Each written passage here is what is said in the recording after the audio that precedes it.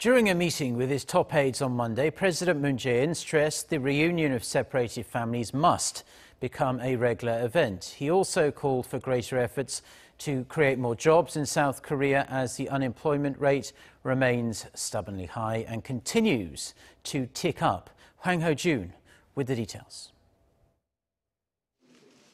According to the South Korean president, Seoul and Pyongyang have to act boldly to expand and speed up the reunions of separated families, calling it a top priority among the humanitarian projects the two Koreas must undertake together.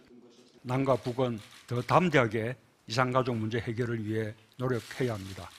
정기적인 상봉 행사는 물론 전면적 생사 확인, 화상 상봉, 상시 상봉, 서신 교환, 고향 방문 등 상봉 확대 방안을 실행해야 합니다.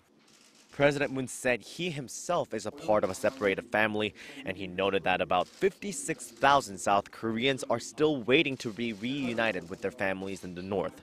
In his regular meeting Monday with his top aides, President Moon called for speedy efforts in view of the old age of many of the people on both sides. Since 2013, an average of 3,600 members of the separated families have died each year. As for the worsening job situation in South Korea, President Moon admitted the latest figures were disappointing. 정부는 고용 위기 해소를 위해 좋은 일자리 늘리기를 국정의 중심에 놓고 재정과 정책을 운용해 왔지만 결과를 놓고 보면 충분하지 못했다는 것을 인정하지 않을 수 없습니다.